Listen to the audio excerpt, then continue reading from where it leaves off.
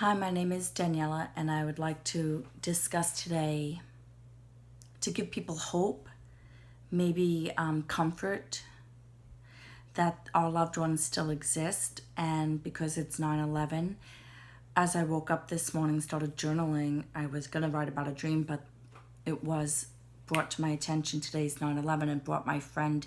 We lost, coming from the town that I come from in New York, we lost a lot of people. And there are several that are very close to my heart, and it's one that Chami, that I started school with, kindergarten all the way up, and he was just this amazing person that was in my life, just so kind, good-natured, never said a bad word about anyone.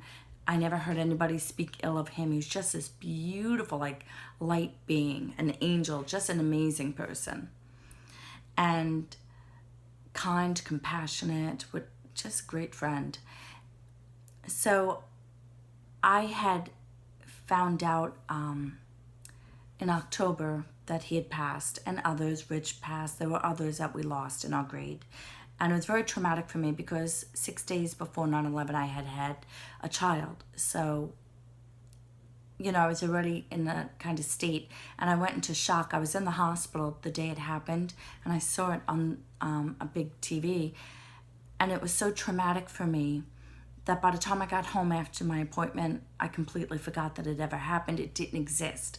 And I later found out that it was too traumatic for me, and my brain was trying to protect me. So please understand that I'm not making this video lightly. I'm inspired to do it for people that lost someone in 9/11 or just lost someone. I want this video to be hope for you, or comfort to know that they still exist, they're still with us. So I found out specifically that Tommy had passed. Because I was in denial, I didn't want to know who I lost. And I found out about a month later, and I found out that he was a newlywed and he was expecting his first child. His life was great, like he was on a great path, and it just pained me so much having a child, realizing he's expecting his first child, and now his wife had to go through all that alone, and she loved him very much. I had never met her, but I found out about her, and when I found out about this information, I sent a baby gift and a card explaining who I was, not expecting her to know who I was. So Tommy came to me in October, and I was in an elevator with my good friend Karen in the dream going up, and it was so turbulent that I never thought we were going to make it out alive. When the elevator doors opened, I was so elated that Karen and I started kissing the ground because we were just so joyful that we were still alive. Because in my dream, I knew, like, this is 9/11, I'm gonna die. Now the whole floor, it was like, almost like an office building, but it was all white. I don't know if it was an interpretation of heaven, but it was all white. There were no colors. There was a receptionist window, but there was nobody there. There was only one other being on this floor, and it was Tommy. And I knew, because I do lucid dreaming, that he had passed.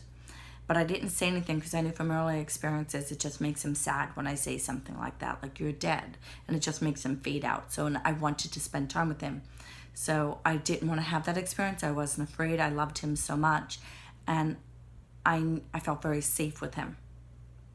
So he was smiling at us, and I'm like, Tommy, oh my gosh, I'm so happy to see you. I was thrilled, elated. And he had his thumbs in his front jean pockets and is rocking back and forth on his heels, which was a signature trait of him, but I wasn't sure if I made it up. I later received validation from his wife. So I was curious because he's the first deceased person to come to me that I really felt very safe with. And I asked him if I could touch him. I was always curious if they were solid or not. And I know this probably isn't going to make sense to anyone. But he said yes, and I touched him, and he was solid. And he was a very muscular person. He was a fireman. And I was so surprised that I turned to Karen and touched Karen, and she was solid as well. And I said to him, I was shocked. You feel just like Karen does. And he started laughing at me because I can be childlike at times, learning something, my wonder. And what happened next? So I touched him, and I think I woke up after I realized that he was solid And because I don't remember going in deeper, just that he appeared to me, he was perfect, and he has come to me more than once. So when I woke up, I was so happy that I started telling my family, oh my gosh, Tommy came to me, he's okay, he's whole. Like, that was his message, I'm whole, I'm okay. Like, he wanted us to have peace, that he was okay, he was in a better place, that he was still with us. I thought that visit was for me personally. When I went to get the mail that day, lo and behold, I had never met his wife, never spoken on the phone at this point. I opened the mailbox and it's a letter from her.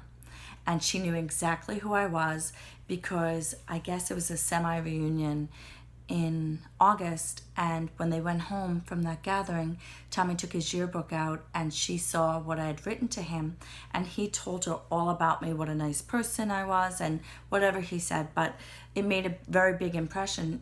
He held me in high regard, she said, and there was more to it, but the point is, on a soul level, we know. So Tommy was preparing her because she knew exactly who I was, and we did phone conversations after that, and he came to visit me more, and he wanted me to give her a message down the road because she kept wanting to find his body, and he's like, there's nothing left to me, like, physical. And I know during that time period, people wanted something to bury, and he wanted me to let her know to be at peace. I'm still with her, and I'm even getting chills speaking about this now, validation. I am always with her, but there's nothing left. Stop looking, stop hoping. And it really was a tough thing for her to hear, but it gave her peace. And I think it gives people peace, one, that our loved ones still come to us, they're still with us, and they love us. That love that exists, it never goes away. And just to know that as he wanted me to tell her that he was still there, and as she raised a child, he would always be there.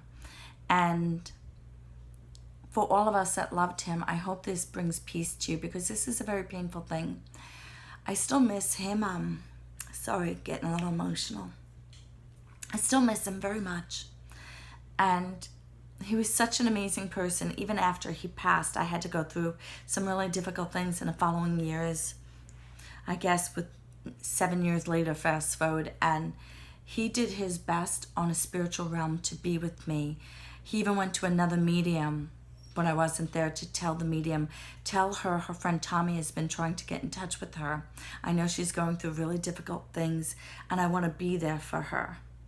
And that really, just because I felt very alone in the world at that time, and it really, to know that our loved ones on the other side are doing their best to support us, to love us, to still be there, really helped me. And I think I'm going to end it there. Just know that they're always with us, even through a tragic thing like that. Love never goes anywhere. It still exists. He wasn't angry. He wasn't sad. I know he must have wanted to be there for his daughter, his future daughter. But, he met her on the other side. And the best that he can, he's with her on this side. So I hope this helps anyone that lost somebody in 9/11 or just lost a loved one in general. If you enjoyed the video, please give me a thumbs up. This is a very personal video for me. Because even as a medium, when we lose someone, we still miss them. We still want to spend time with them on the physical plane. And it still is difficult for me that this person or these people that we lost in 9/11 did not get to grow old with us. And the town that I come in, it certainly seems like we've lost more than our share of classmates, and it seems a bit harsh. But I always know that they are in a better place.